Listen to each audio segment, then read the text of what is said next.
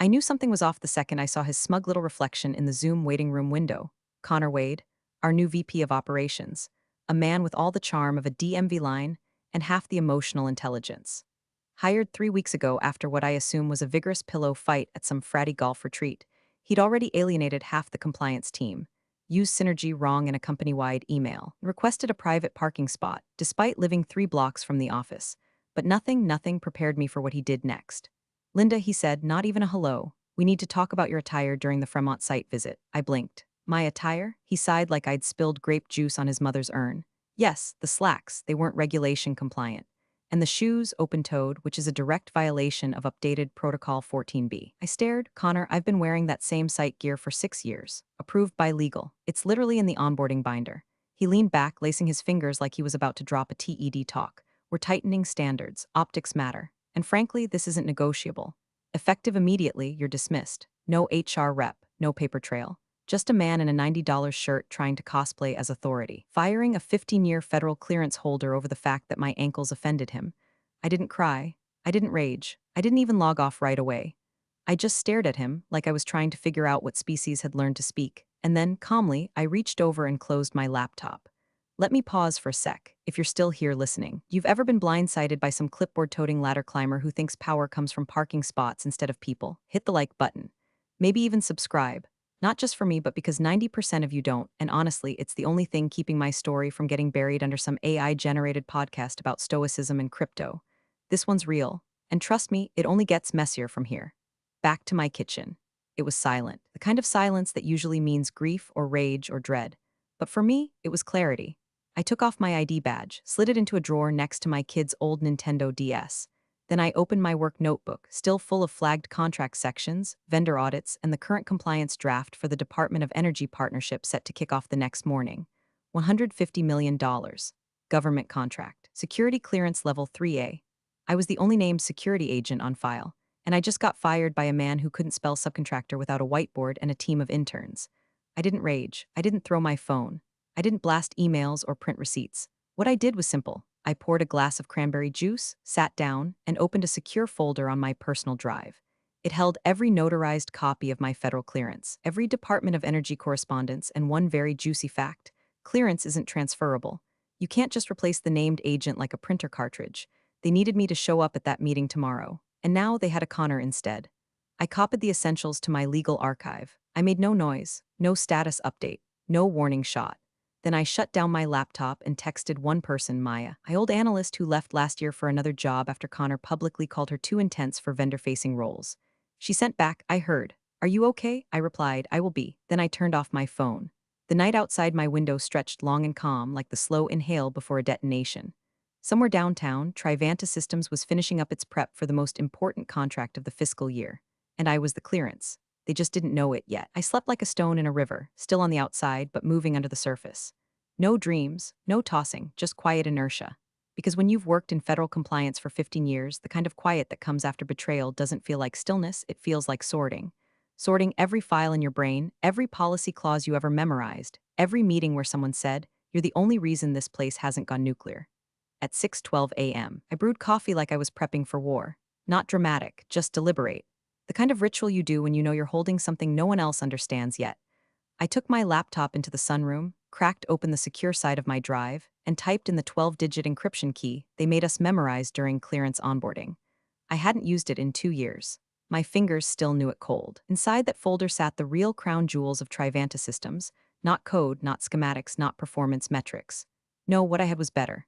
I had every file that tied me, Linda Diane Brooks, to the Department of Energy's subcontractor authorization system, the official NSAR registry, and right there in black and white bureaucracies was the line that made my pulse slow, named Security Agent of Record, Linda D. Brooks, effective through March 31, 2027, clearance type, Tier 3A, Federal Designation Linked Contract, DOE Joint Ops Agreement #120,34801 name. One slot, not transferable, not replicable.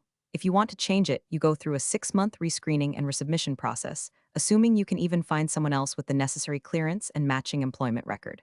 Connor Wade had fired me. He hadn't replaced me, and he didn't know what he'd erased. I didn't gloat. I didn't even smile. What I did was download 3 notarized PDFs, scan them for metadata to make sure nothing had been tampered with, and port them into my personal legal archive with timestamp backups. I never touched a company file, never deleted a line of code, never sent a single email to myself. Because real leverage doesn't live in screenshots and snarky Slack threads. It lives in silence, legal silence, documented silence, bulletproof bureaucratic silence. By 6:47 a.m., my kitchen smelled like toast and vindication. I fed my cat, Daisy, who was too busy slapping her water bowl to care about corporate treason.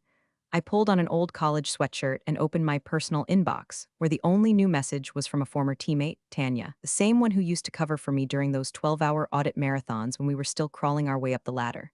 Her subject line was just one word, seriously. I clicked it. Inside, you okay? Heard through Maya. What the actual hell? I stared at the blinking cursor for a full minute. Then I typed, I will be, not I'm fine, not thanks for checking. Just I will be, because I knew exactly how this was going to go down. In about 3 hours, Trivanta's executive team would welcome the Department of Energy's lead audit team for their $150 million kickoff.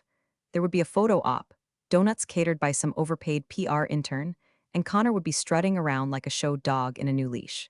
And then, someone in a blue jacket with a government badge would ask for the verbal confirmation from the named security agent. And Connor, who had fired that agent 23 hours ago because her shoes were non-compliant, was going to learn what the phrase contract breach under Federal Clause 7.3 actually meant. The beauty of the system is that it doesn't care about office politics. It doesn't care about dress codes or personality clashes or how many LinkedIn followers your VP has. The clearance protocol is law, and law doesn't blink. I checked the time, 7:06 a.m. Trivanta had less than 2 hours to discover what it feels like when the woman they thought was disposable turns out to be the one person holding their entire federal authorization together with 3 PDFs, a badge they never deactivated, and the patience of someone who knew this day was coming the moment she hit leave meeting. I closed the laptop. Let them smile for their kickoff. Let them pose for the camera. Let them believe their show was ready. Because backstage, the foundation was already gone. The boardroom at Trivanta HQ looked like it had been staged by someone who thought the government awarded contracts based on how well you coordinated lanyards with balloon arches. A faux polished display of corporate hospitality. Bottled water in glass instead of plastic, pastry towers no one would touch, and glossy welcome packets stacked like ammunition. The projector looped a muted slideshow. Trivanta XDO, Partnership for Progress. They even had a sign outside the elevator that said security cleared guests only, which would have been cute if it weren't about to implode their entire operation. Connor Wade strutted around in a blazer that still had the sleeve tag on it. He greeted every Department of Energy staffer like he just invented electricity. Welcome, welcome, he beamed, holding out his hand like a game show host. Today marks a new chapter for us all. He hadn't slept, you could tell. There was a manic sheen to him, sweaty confidence that only came from overrehearsing lines in front of a bathroom mirror. He waved at the cameras, posed with the head of external contracts, even patted a junior compliance associate on the shoulder like he knew his name. He didn't. That poor associate, Brian, maybe, or Brandon, looked like someone had stapled anxiety to a dress shirt. He hovered near the name badge printer, flipping through the stack, brow furrowed. He pulled one card out, then another, double-checking the alphabetized list on the wall. Sir, he finally said, approaching Connor as discreetly as a man carrying a bomb. We're still missing the verbal verification packet for the security clearance. The agent of record file? Connor rolled his eyes so hard it's a miracle they didn't dislocate. Handled, he said, brushing it off like a smudge on his ego. It's updating the files. It's routine. Stop fretting. Right, but Brendan, look around. Connor cut him off, gesturing like a magician about to pull failure out of a hat. Do I look worried? No, because we're buttoned up. Let's not spook the guests with internal paperwork chatter. His badge read, Connor Wade VP Ops. Brandon's badge just said Brandon. No title, no clearance level, no hope. Meanwhile, in the background, the department head of legal liaison tapped on her laptop, her frown deepening by the minute. A silent email war had erupted between legal and compliance. Subject lines read, missing doc chain, NSAR file still not synced, need verbal ID ASAP. No one said Linda's name, not once, not out loud, but that didn't mean she wasn't there. She was everywhere, in the gaps, in the unsigned forms, in the systems that wouldn't greenlight final authorization because the backend couldn't reconcile her absence. Her name was a ghost in every line of code. A hole no one thought to fill, because you know what happens in offices like Trivanta? When a woman has been doing her job so thoroughly for so long, she disappears. Not an incompetence, inefficiency. She becomes infrastructure. And infrastructure is invisible until it's gone. Linda's badge wasn't printed, not because she was an oversight, but because they assumed she was replaceable. They thought they could swap her out like a light bulb and the power would keep flowing. Meanwhile, across the city, Linda sat on her balcony in a sweatshirt older than Connor's career, sipping coffee as the news played softly from the TV inside. A red banner scrolled across the bottom. Doe officials arrive at Trivanta HQ for $150M contract kickoff. She didn't flinch, didn't blink, just scrolled her phone until her eyes caught something unexpected, a LinkedIn notification. Connor Wade has posted, "Big day at Trivanta. Proud to lead the team into a bold new chapter," she chuckled. It wasn't cruel. It was maternal almost, like watching a toddler run headfirst into a screen door, because she knew what was coming. This wasn't a revenge plot. It wasn't sabotage. It was just letting gravity do its thing. Connor had cut the rope. Now the fall was free and inevitable. Back at HQ, the DUI's assistant project manager asked to review the clearance log one last time. "Just a formality," she said, flipping pages. The final sheet was missing the verbal verification signature. The line where Linda's name should have been was blank. Brandon whispered, "Should I call someone?" Connor, now visibly sweating, hissed back, "No. I told you, handled, handled." In 23 minutes, that word would become his epitaph. Building buzzed like a microwaved beehive, nervous energy cloaked in cheap cologne and fresh printer toner. At exactly 9 a.m., 3 unmarked government vehicles pulled into the front lot, and you'd think the Pope himself had arrived based on the way Connor straightened his blazer and barked at the intern to adjust the podium height. The Department of Energy's federal audit team didn't need introductions. They had badges. Suits tailored for utility over vanity. Calm faces, clipboards. One woman with a gray streak in her hair and a stare so sharp it could cut through quarterly projections. You didn't talk unless they asked you to. You didn't improvise. You didn't get cute. Connor got cute. "Welcome, welcome," he chirped, practically oozing artificial authority. Connor Wade, VP of Operations, proud to represent Trivanta Systems on this historic day. His handshake was too long. His smile was too wide. You could smell the desperation under the citrus aftershave. The auditors nodded politely, already scanning the perimeter like wolves in a lamb costume party. Behind the scenes, the real descent had begun. In the legal bullpen, 2 floors up and 1 Slack channel deep, a paralegal named Shauna was trying very hard not to panic. She'd just run the final clearance file export to prep the digital audit trail and came up empty on the most important document in the deck, the updated NSAR record. No named security agent on file, no transfer request submitted, no override confirmation. The most recent line item was dated 8 months prior. Linda D. Brooks active, that was it. No termination, no revocation, no successor. Shauna triple-checked the timestamp, then emailed legal lead. "Sorry to be a pest, but should we have a termination form or new NSAR entry for the DUI deal? System still shows LDB as active." Legal lead replied 5 minutes later, "What the hell is an NSAR?" In the break room, someone dropped a tray of espresso shots. It barely registered. Downstairs, Connor was giving the same canned speech he'd rehearsed all week, something about operational synergy and shared integrity values. The auditors listened. Impressed, one of them wrote something down, probably talks too much. Then came the walkthrough. The audit team fanned out like tactical analysts, checking floor security, badge checkpoints, file access logs, workstation cleanliness, even USB port status. This was more than ceremony. This was certification. No clearance, no contract. No contract, no company. In the server room, one auditor paused at the digital logbook. He scrolled again. "Is there a reason the NSAR clearance file hasn't been updated since March?" He asked quietly, not accusatory, just interested, which was always worse. The IT supervisor blanched. "We thought Ops had submitted the changeover." "Who was the previous clearance holder?" The IT guy looked like he just remembered he left the stove on. Linda Brooks." The auditor nodded slowly. "Still says she's the only one authorized." Another check mark. Another silence. Meanwhile, Connor was leading the final photo op in the glass foyer. He had one hand in his pocket like a wannabe statesman and the other gesturing toward nothing in particular as he babbled about strategic realignment. At that exact moment, legal's Slack thread lit up like a house fire. No updated file found.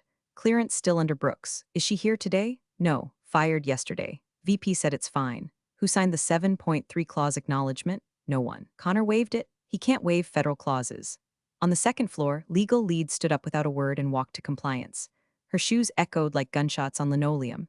She leaned into the director's office and whispered 5 words that cracked the room open like a fault line. "We never replaced the clearance."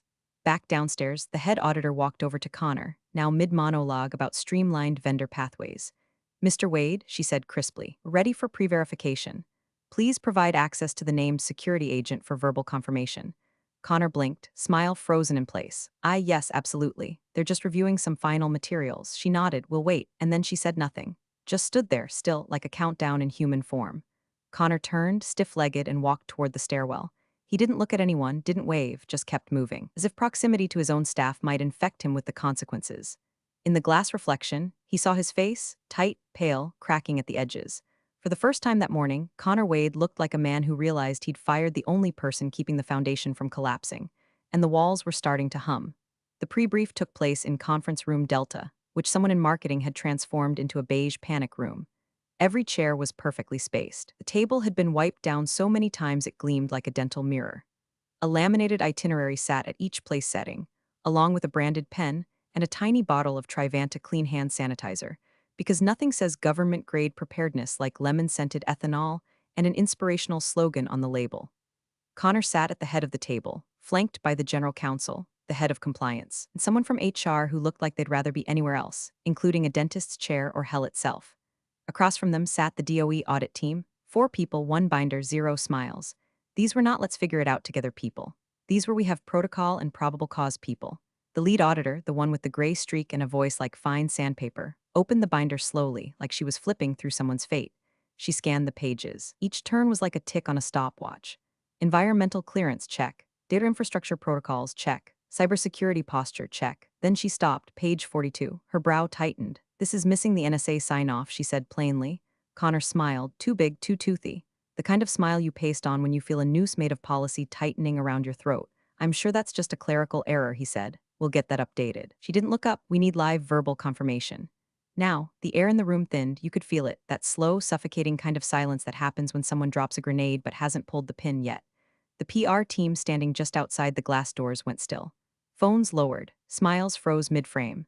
Connor cleared his throat. Of course, it's just that our current clearance liaison is who? She interrupted, finally looking up. Her eyes weren't unkind, just precise, because the file still lists Linda Brooks. No amendment submitted, no replacement processed. That makes her the sole named security agent, and under Clause 7.3 that confirmation has to be verbal and direct, or this contract doesn't launch. Behind Connor, General Counsel blanched so hard she went 2 shades paler than her blouse. Compliance lead shifted in his seat like someone had tied his belt too tight. HR rep opened their mouth, closed it again, and pretended to read the itinerary like it held answers. It didn't. Connor leaned forward, voice softening. I'm sure we can work through this. Our team has been doing a phenomenal job. This is not a performance review, Mr. Wade, the auditor cut in. This is a federal security audit. Your clearance file is incomplete. Your signatory is absent. We need her. Now, Connor looked down at the binder, then at the door, then at the glass wall where the press team had started to back away, one step at a time. The silence that followed wasn't dramatic, it was bureaucratic. Worse than drama. Drama can be salvaged. Bureaucracy, that's policy, that's stone. That's the sound of wheels already grinding forward, chewing up everything in their path. I'll make a call, he mumbled, standing abruptly. The auditor didn't move. We'll wait 10 minutes. After that, we issue a pause notice. Of course, Connor muttered, already halfway to the hallway. The moment the door shut behind him, General Counsel turned to compliance. You told me you filed the change, she snapped. We thought Connor had it, he whispered back. He told us he was tightening standards. We didn't even get her termination papers. Jesus Christ, she said under her breath. You mean she's still active in the system? Compliance nodded. Slowly. General Counsel exhaled like she was trying not to hyperventilate. Then technically, she's still the only federally authorized signatory on this deal. From across the room, the auditor's assistant pulled out a federal binder of her own. She flipped to the page marked Emergency Revocation Procedures and set it deliberately on the table. Outside, the hallway felt like a fever dream. Connor stood in front of his office door, hands shaking, scrolling through his phone for Linda's number, except he didn't have it. He'd never bothered to save it. Why would he? She was just the woman he fired over Zoom because her shoes didn't match his hallucination of professionalism. He turned to the HR rep trailing behind him. Get me her contact file. It's been deactivated, they stammered. IT already pulled her badge access this morning. Connor's voice dropped to a whisper. Then how the hell do we reach her? The HR rep looked away. We can't. And in that moment, the full blistering weight of what he'd done sank in, not as a concept, not as a technicality, but as a tangible consequence. Linda Brooks wasn't just gone, she was the foundation, and he'd kicked her out like garbage. In conference room Delta, the lead auditor checked her watch. 7 minutes left. The door creaked open like it was ashamed of the sound. Connor slithered back into the room looking like a man who'd been caught shoplifting confidence. The skin beneath his eyes was a shade grayer, his collar wilted at the edges. His swagger had dried up somewhere between HR's, we don't have her number, and it's you asked us to delete her profile yesterday. He walked back to the head of the table, nodded weakly at the auditors, as if the past 10 minutes hadn't just rewritten the company's future in invisible ink. Apologies for the delay. Believe we can move forward now, the lead auditor raised a hand. Not rude, just final. We'll resume the confirmation process, she said. Then she lifted a single page from her binder, adjusted her glasses, and began reading from it aloud like a priest performing a last rite. Per Section 7.3 of the Federal Subcontractor Clearance Mandate, verbal confirmation must be obtained from the named security agent on record. Today, that record lists one. She paused just enough for the wait to settle. Linda Brooks. The room turned to granite. The legal team flinched like someone had just fired a gun into the ceiling. Connor forced a smile that looked like it had been assembled by a drunk taxidermist. She's no longer with the company. The auditor didn't blink. Then the contract is non-compliant. You can't proceed. Silence fell so violently it felt like sound had been banned. The PR team outside froze mid-frame, their iPhones lowering in slow horror. Somewhere, an air vent kicked on with the gravity of a funeral march. One of the senior execs leaned in toward legal and whispered, "What does that mean?" The lead auditor heard him anyway. "It means," she said, turning her gaze to the entire table, "you fired the only person who could legally authorize the launch of this agreement." She closed the binder with a soft thud that somehow made everyone flinch. "You needed her. She was the clearance." Connor's mouth opened, but nothing useful came out, just syllables that smelled like guilt and desperation. I thought the position could be reassigned internally," he stammered. HR was reviewing a new candidate. The named security agent role is non-transferable without federal recertification. 6-month process minimum. If the previous agent is terminated and no override is filed, the designation becomes dormant. Legally inert. The auditor's voice didn't rise. It didn't need to. Your contract is now on pause pending reauthorization. General counsel dropped her pen. It rolled across the table like punctuation. Connor tried again, voice cracking. "But we submitted." "No, Mr. Wade," the auditor interrupted, for the first time using his name like a guillotine. "You didn't submit anything.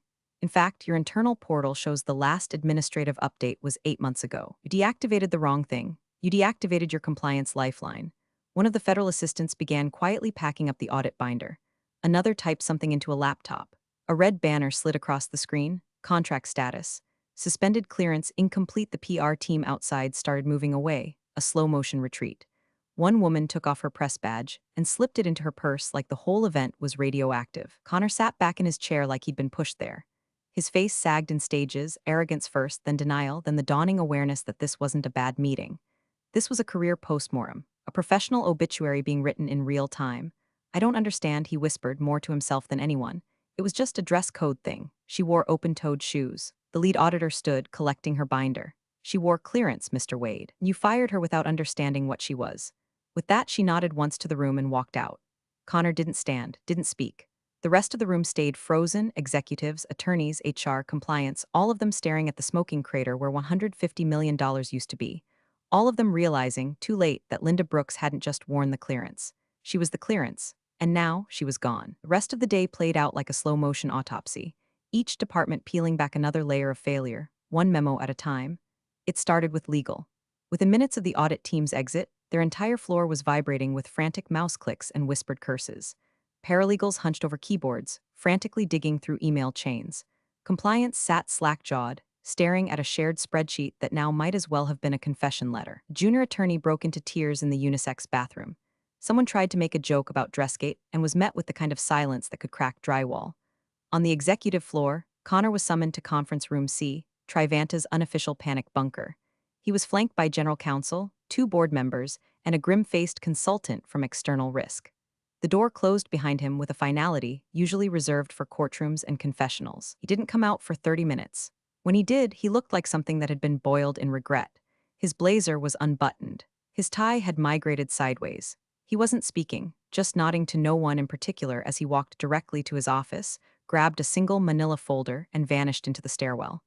By 3:11 p.m., HR had quietly deleted the Slack post that had welcomed him just 3 weeks earlier. "Join us in welcoming Connor Wade to the Trivanta family." It was gone. So was his bio from the company website, archived faster than a lunch receipt. His nameplate disappeared from the directory, like he'd never existed. The PR team was told to stand down. The press kit was pulled. All scheduled interviews canceled. The Department of Energy sent over an official pause notice, a bland little email with the emotional impact of a wrecking ball. Trivanta's comms team stared at it like it was radioactive. The notice was simple. 3 lines. Subject, contract 120,348A, status, suspended pending security compliance review, action, do not proceed with onboarding, integration, or PR materials. Somewhere in finance, someone began drafting internal models for what would happen if the deal collapsed entirely. Spoiler, it wasn't pretty. Stock options would die first. Vendor partnerships would pull back next. Then came hiring freezes, spending reviews, and eventually the death spiral nobody said out loud, but everyone tasted in the air like a metal aftershock. At 4:22 p.m., the head of IT pushed out a system reconciliation alert to all department heads. It included a bullet point that read, "Named security agent. System shows inactive override. Replacing NSAR requires 90 to 120-day federal processing. Currently, no valid security agent on file." The reply chain beneath it turned into a digital scream. One person wrote, "Can we just rehire her?" Another answered, "She'd have to reapply. And she's already flagged as separated in FedSys. We'd need an act of Congress." Someone from vendor relations just typed, "Holy shit."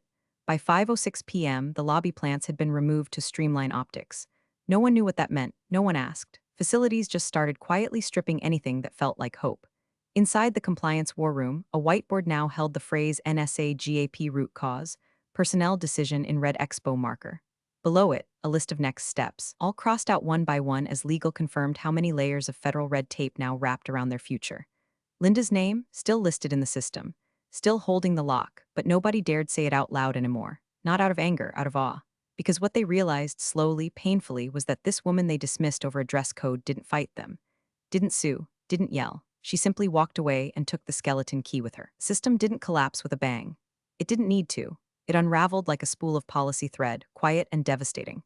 And by the end of the day, Trivanta had a $150 million pile of ambition, a gutted leadership team, and one open question scribbled across 3 departments. Who's going to call her? No one volunteered. The email came through just after 6:30 a.m. the next morning, encrypted, clean, and quiet, like a gentle knock on a steel door. Linda was pouring her second cup of coffee, same old chipped mug she'd had since her second year at Trivanta, the one with the faded quote on the side, "I'm not bossy, I'm just aggressively helpful." She smiled when she saw the sender, Jay Weathers at GovStrat Partners Com, a name she recognized. Department liaison, old school, didn't deal in nonsense. She clicked once, entered her security phrase, and watched the message unfold like a silk map. "Miss Brooks, hope this finds you well. In light of recent developments regarding Contract 120,340 ADA and your current status, we'd like to explore a consulting engagement with you. Independent contractor status. Tier 3, A maintained. Scope, oversight support and compliance continuity for DOE subcontractor projects across 3 regions. Compensation, $315/HR, variable depending on duration. Timeline, immediate, you set the start date. One condition requested, 0 interaction with Trivanta systems, past or present. Let us know where to send the onboarding packet. J. Weathers, lead liaison, Federal Strat Partners Group. No fluff, no desperation. Just respect in document form." Linda didn't gloat. She didn't dance in the kitchen or text her former coworkers with smug emojis. That wasn't her way. Vindication didn't have to be loud. It could be quiet and paid. She clicked download packet. The offer letter opened with her name in bold. The terms were generous. The clause she requested was honored without question. Non-conflict clause 4.7. Engagement excludes any coordination with Trivanta Systems or affiliated subsidiaries. It was the first time in 15 years her name had been listed above the title. She took her stylus from the drawer, signed with a flick of her wrist, not because she needed revenge, because she earned peace. Her phone buzzed with a new notification. LinkedIn, Connor Wade's profile has been updated, former VP Trivanta Systems. She didn't click it. Instead, she opened her onboarding dashboard. New assignments, new calendar, new clearance confirmation this time, not as a cog, but as a partner. Her role? Primary Security Liaison, Federal Energy Oversight, Multi-State Program. Same clearance, better pay, no dress code. From the window, morning sunlight poured in across the floor, catching the edges of the new badge she'd just been issued, shipped overnight with a gold trim on the side and no company logo. Just her name. Linda D. Brooks, clearance intact, reputation sharpened, and Trivanta. They weren't even a footnote in her future. Not anymore. Her silence wasn't compliance. It was calculation. And now it was compensation. The photo made its way through the compliance grapevine just before noon. Grainy, taken from someone's phone through the glass partition of Trivanta's executive wing. But even blurry, the details were unmistakable. Connor's office, lights off, chair missing. That ridiculous motivational poster about discipline equals freedom peeled halfway off the wall. 2 facilities workers stood mid-motion, hauling out a box filled with what looked like a mug, a Rolodex, and a deflated leather planner that had once screamed, "I'm in charge." No plaque, no goodbyes, no press release. Just the quiet erasure of a name from a space that no longer had a purpose. Linda didn't bother to zoom in. She'd seen it enough times in her career. Cleanup phase, the aftermath of hubris. Connor's fall wasn't dramatic, it was procedural. Cold, the way real consequences usually unfold, not with a bang but with a form signed in triplicate and an access badge that stops working before lunch. She set her phone face down and returned her focus to what actually mattered, her new onboarding packet, spread across her kitchen table in soft morning light. No branding, no slogans, just clean typography, clear assignments, and a direct link to the Federal Energy Task Force portal, where her name now lived at the top of the org chart under a new title: Primary Security Liaison, Federal Energy Task Force, Multi-State Division. It wasn't flashy, but it was powerful, and it came without anyone scrutinizing her shoes. The onboarding tasks were simple: confirm clearance, review current assignments, meet with senior liaisons via secure call at 3 p.m. Her workspace was whatever she chose it to be. Her hours, flexible; her rate, twice what she earned at Trivanta, and without the migraine of pretending to respect people like Connor Wade. She looked out the window. The sky was wide open, not metaphorically, just real, blue and unsupervised. A dog barked somewhere. Her neighbor's wind chime danced in the breeze like it had no idea it was sharing air with quiet revenge. Her laptop pinged once more. System alert from the DOE portal. You have been added to Task Force thread. Compliance Strategy Energy Security Audit queue for another ping. Status: authorized Tier 3A. There it was. Authority that couldn't be undermined by bad judgment and a Zoom call. Power that didn't scream, it just moved things, quietly, efficiently, permanently. She clicked acknowledge. Then she closed the laptop, leaned back in her chair, and let it wash over her. Not joy, not even satisfaction, just stillness. The rare kind that only shows up when the noise stops, when you've defended nothing and still won everything. And somewhere, maybe in a Slack channel that had long since turned into a mausoleum of unspoken regrets, someone at Trivanta was probably asking, how did this happen? The answer was simple: they fired the clearance. She just waited for the system to realize it. Linda picked up her stylus one last time that morning, jotted down a note to review the new multi-state clearance protocols by Thursday, then sat back and smiled, not wide, not smug, just enough. Her final thought came uninvited, barely a whisper. But it lingered, clear as a signature. You fired me over a dress code. I rewrote your clearance protocol. And with that she stood. No applause, no retribution speech, no parting shot, because the truth was already echoing louder than any words she could have said. She didn't fight loud. She didn't need to. She just left the room and let the silence do the damage. Thanks for watching, you cubicle warriors. Hit that subscribe button. Unless you're my old boss, then you're on your own. Revenge of the coffee pot strikes again.